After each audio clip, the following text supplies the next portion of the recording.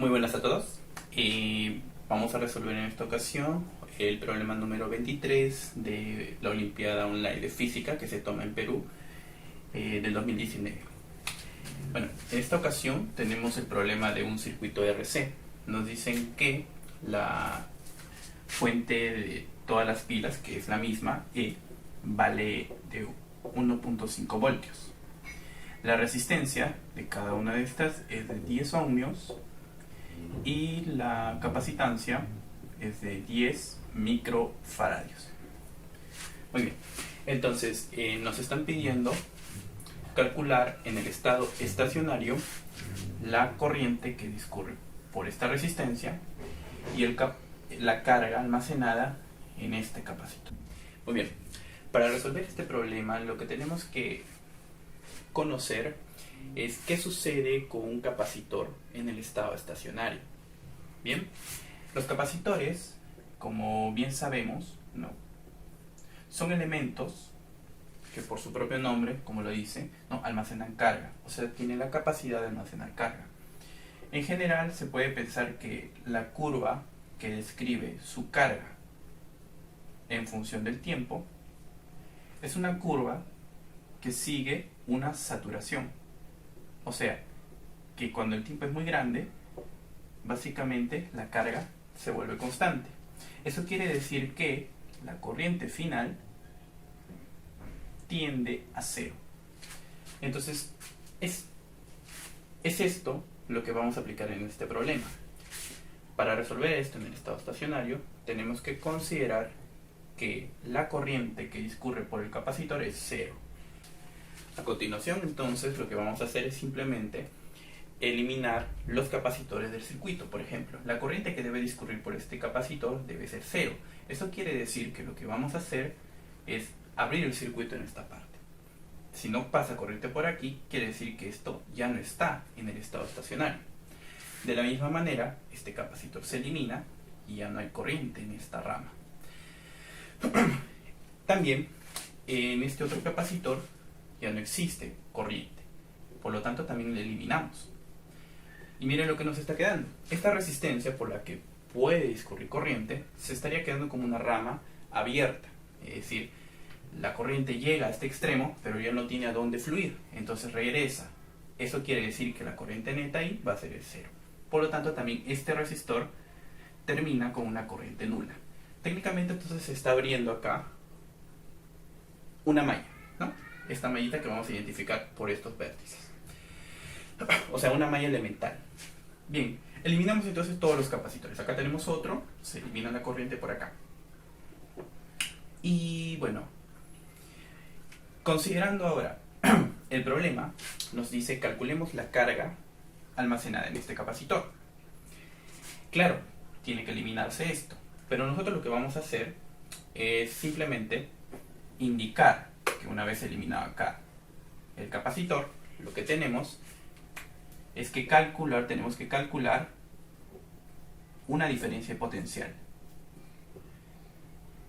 Aquí va a existir una diferencia potencial que vamos a llamarle V, ¿no? En el estado estacionario. Lo pongo de rojo porque por acá ya no debe discurrir corriente, ¿no? Y nos piden la carga en dicho capacitor, el capacitor de la derecha. Muy bien. Entonces, primero vamos a calcular la carga almacenada en este capacitor. ¿Cómo lo hacemos? Observen esto de acá. Estos dos nodos tienen una diferencia potencial conocida. ¿Saben cómo lo podemos calcular? Pues hay que aplicar un criterio típico de los circuitos, ¿no?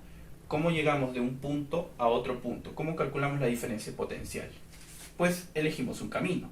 Por ejemplo, para ir de este punto a este punto yo podría irme por acá, por acá, por acá, por acá, en fin, tengo un montón de opciones. Pero mira este camino. Podría irme por acá, luego podría irme por acá, ¿sí? Entonces esto es lo que vamos a aplicar.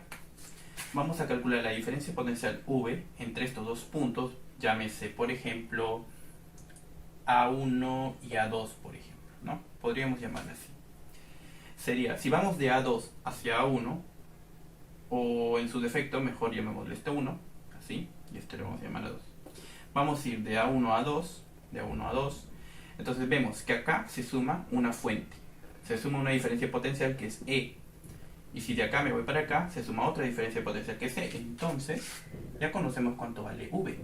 V es simplemente el doble de E, donde E es conocido, 1.5 voltios, quiere decir que esto vale 3 voltios. Ahora, para calcular la carga en este capacitor, todo lo que tenemos que hacer es calcular primero cuál es la carga que es almacenada por el sistema de capacitores formado por estos dos. Entonces vamos a calcular para eso la capacitancia equivalente. Pues nosotros sabemos cómo calcular la capacitancia equivalente entre dos que están en serie, ¿cierto? Por acá podemos recordar que cuando tenemos en serie, ¿no?, C1, C2, la capacidad equivalente vendría a ser, bueno, la inversa de este es la suma de las inversas. Entonces lo mismo que C1, C2 entre la suma, ¿no? Pero si ambos son iguales, es decir, si estos de acá son iguales a un C, esto se simplifica, lo pueden comprobar, a C medios. Entonces tendremos, perdón, C medios. Entonces, vamos a decir, la diferencia de potencial entre estos dos puntos es conocido y la capacitancia equivalente entre A1 y A2 es, como están en serie, C medios. Por lo tanto, la carga que es suministrada a estos dos, y que por supuesto por estar en serie es la misma, viene a ser, para la parte, bueno, creo que esta es la parte B. La carga Q viene a ser la capacidad equivalente, o sea, la capacidad por la diferencia potencial, que es 2C, ¿no? El producto nos da C por E. ¿Bien?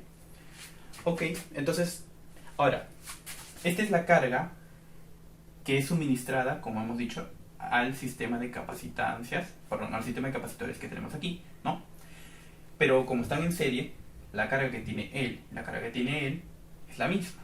Por lo tanto, esta carga es la que se suministra a todos. Esto es que la respuesta realmente es esta carga, ¿sí? Porque esta es la carga que está suministrada a cada uno de los capacitores por estar en serie, ¿no? Acá voy a poner por estar en serie. Evaluemos. Estos serían, bueno, nos piden microcoulombs. Serían 10 microfaradios por 1.5 voltios. Lo cual nos da en microcoulombs 15 microcoulombs, ¿sí? Muy bien, esa sería la respuesta para el capacitor.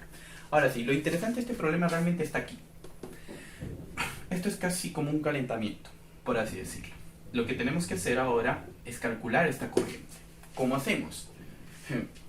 Realmente aquí el tema es tener estrategia a la hora de resolver el problema. Para resolver este circuito, lo que tenemos que hacer es, por supuesto, plantear las ecuaciones para cada una de las corrientes, ¿no? Y técnicamente, de manera directa, por así decirlo, tendríamos que resolver cada una de las mallas simples. ¿Qué es una malla simple? Es una malla en la que no existen otras mallas dentro de sí misma. Y una malla es simplemente el circuito cerrado definido por sus nodos, ¿no? En este caso, por ejemplo, acá tenemos unos nodos, pero no hay una malla interior. Este es otro con 4 nodos y no hay una malla interior. Esta es una malla simple, y plantearíamos las ecuaciones, resolveríamos, nos daríamos cuenta que tenemos, pues, por cada malla una variable. Uy, acá tenemos un montón y es un sistema de ecuaciones de repente de 7, 8 variables, una cosa así, ¿no? Una cosa que no se va a poder acabar. Y bueno, pero el problema te pregunta no por la corriente aquí y aquí en todo, sino solamente acá. Entonces hay que tener estrategia. Hay que identificar convenientemente las mallas que nos ayuden a resolver el problema. Miremos acá. Por ejemplo, mira, cuando nosotros queremos hallar una corriente, nos damos cuenta que no siempre necesitamos resolver todas las corrientes, ¿no? Por ejemplo, mira acá. ¿Qué pasa en esta mallita? Si yo defino, sabiendo que esta pila apunta hacia allá, esta pila apunta en contra y esta pila nuevamente apunta hacia allá, entonces podría decir que hay una corriente en sentido antihorario, ¿sí? Por lo tanto, si hay una corriente en sentido antihorario, quiere decir que, por ejemplo, acá debe correr una corriente I, ¿sí? Y yo podría calcular I. Simple, en esta malla aplico Kirchhoff. Si yo aplico Kirchhoff en esta, lo que voy a hacer, por ejemplo, es así. Empieza acá. Sumo más E, menos I por R, menos C y más C. Primero calculo la C. Más C, menos E, ese es 0. Más otro E, ese es justamente E, ¿no? Entonces sería, todas estas suman solo un E, ¿no? Un epsilon. Entonces este I va a seguir esta siguiente ecuación, ¿no? Para la parte A vamos a resolver así. Que I por R vale E, ¿no? Y por supuesto ese I ya lo podemos calcular, ¿no? Tenemos los valores para E y para R, así que solamente es cuestión de valorarlo. Pero vamos a dejarlo ahí, vamos a trabajar todo en función de esta variable llamada I, ¿no? O bueno, de esta letra llamada I, ¿no? ¿Por qué? Porque vamos a representar todas las corrientes en función de esta variable, de esta letra. Bien, nosotros podríamos calcular también acá, pero vamos a utilizar un poquito más, vamos a pensar un poquito más este problema. Tenemos que hacerlo de manera un poquito más estratégica. Miren acá, yo podría identificar este circuito. Identificamos acá el punto A, punto B, punto C y punto D. ¿Qué sucede en A, B, C y D?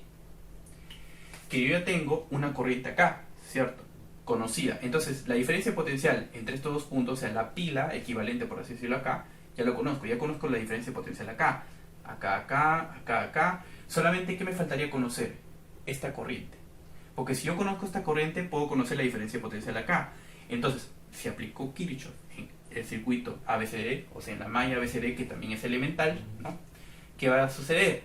Voy a tener que conozco todas las diferencias potenciales, excepto la que pasa por la resistencia que yo quiero. Entonces yo podría calcular esta corriente simplemente aplicando Kirchhoff, ¿no? Conozco toda la diferencia potencial entre la resistencia, me daría la corriente acá. Por lo tanto, necesito conocer la corriente aquí. Bien, con el objetivo de conocer esta corriente, yo podría seguir analizando.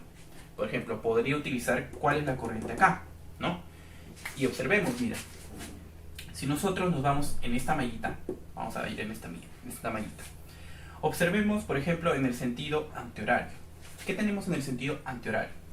Tenemos que acá hay E y acá hay otro E, o sea, se suma E más E. Y acá, por supuesto, menos la corriente por la resistencia. Pero las pilas son más E y menos E. Entonces, ¿cuál sería la diferencia potencial solo debido a las pilas de acá hasta acá? Sería menos, más. O sea, sería un E.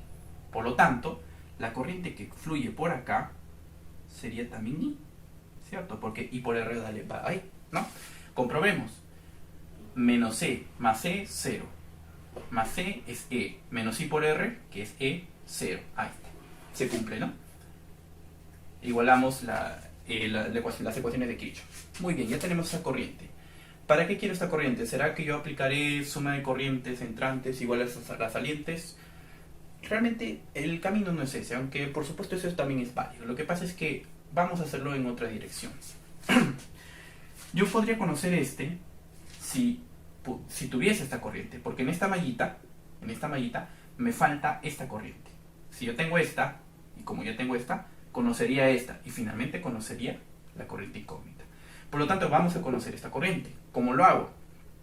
Nuevamente veo esta malla, me falta esta corriente, y yo acá puedo utilizar esta mallita, miren acá. Esta malla. Como pueden ver en esta malla, analizando toda esta junta, yo tengo en el recorrido, si yo aplico Kirchhoff, ¿no? Yo tengo lo siguiente. Podría ser, por ejemplo, el análisis en el sentido antihorario, ¿no? Y empiezo por acá. Acá tengo más E son 2E, menos E, más E, 2E. Entonces me queda 2E, la diferencia potencial de acá hasta acá, 2E. Entonces, ¿cuánto debe ser la corriente acá? Bueno, 2I, pues, ¿no? Porque sabemos que I por R vale E, entonces 2I por R vale 2E. Ahora me voy en este circuito. Perdón, me equivoco. En esta malla. ¿Qué vemos ahora en esta malla? Tenemos la diferencia potencial, ¿no? Mira, acá vamos un más E y un más E. Si vamos en este sentido, en sentido horario, más E y más E son 2E. Pero 2I por R es también 2E. Entonces se anula. La diferencia potencial entre estos dos puntos, ¿cuánto sería? 0. Eso quiere decir que esta resistencia R no transmite corriente, ¿no? Y el circuito ya está cerrado, ¿no? Ya podríamos establecer, ¿no?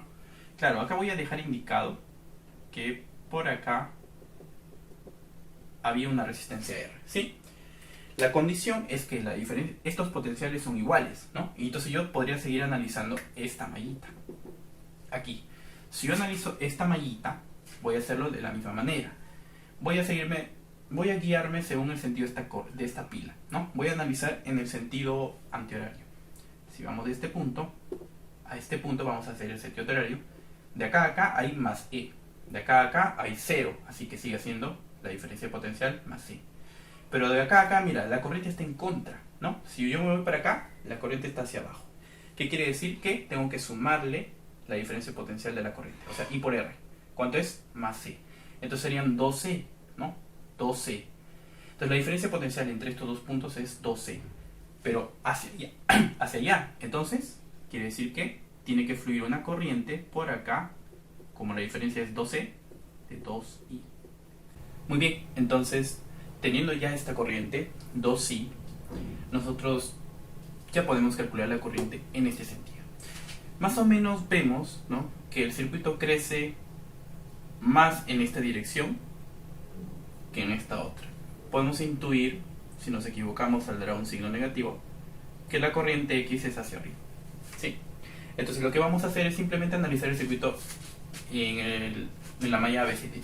Entonces vamos por acá en ABCD y dice así. Empezamos en A y nos vamos a D y a C y a B. Acá tenemos más C, ¿no? Más C. Acá, como estamos en este sentido, más 2I por R, o sea, bueno, podría ponerlo simplemente 2I por R. Más 2I por R, más C, luego menos X por R, menos X por R, luego menos C y menos C, o sea, menos 2C, ¿no? Luego más I por R y finalmente más C, o sea, más I por R y más E. Todo esto debe de ser 0, ¿sí? Ahora, sabiendo que I por R vale E, entonces esto lo reemplazamos como 2C y esto como E.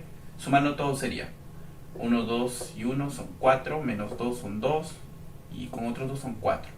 Entonces me queda que 4E es igual a X por R. Entonces la corriente pedida es 4 veces E entre R, que reemplazando valores son 4 por 1.5 voltios sobre 10 ohmios, ¿no? Esto me da 0.6 amperes. Muy bien. Entonces la respuesta pues serían estas dos, ¿no? La corriente 0.6 amperes y la carga de 15 microcoulombs, que corresponde, me parece, a la clave B, ¿sí? A la alternativa B. Muy bien. Espero que haya sido de su agrado y, bueno, este tipo de problemas que se presentan en esta olimpiada normalmente son problemas inusuales, son muy llamativos, entonces nos invita también a recordar la teoría y, como no, también estrategia, ¿no? Bueno, estoy iniciando esta serie de videos sobre resolución de algunos problemas de física. Me voy a dedicar primero a hacer bueno, algunas soluciones de algunos problemas de estas olimpiadas online de física, pero luego pretendo iniciar una serie de videos para resolver problemas del libro del Goldstein de mecánica clásica, que es un libro muy utilizado, por ejemplo, en el curso de física clásica o mecánica teórica, para ser exactos, de la maestría de física teórica en la uni. También es un libro de referencia, o un libro que también se pide dominar para aquellos estudiantes que piensen postular al Instituto de Tecnología de California, por ejemplo, ¿no? Entonces es un libro muy bueno sobre mecánica teórica y es al que voy a dedicar también una serie de videos, ¿no? Principalmente voy a empezar con la serie del capítulo 3, que es sobre problemas de fuerza central o campo de fuerza central, que en general pues comprende el problema de los cuerpos también, ¿no? Fuerzas gravitatorias o fuerzas eléctricas.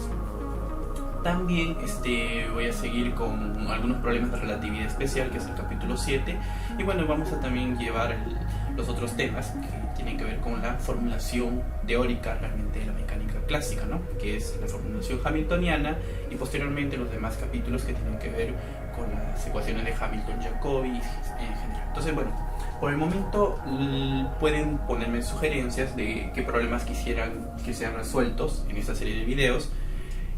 Bueno, principalmente en relación al libro que les comento, el Goldstein de mecánica clásica, y de repente alguno que otro sobre olimpiadas, ¿no?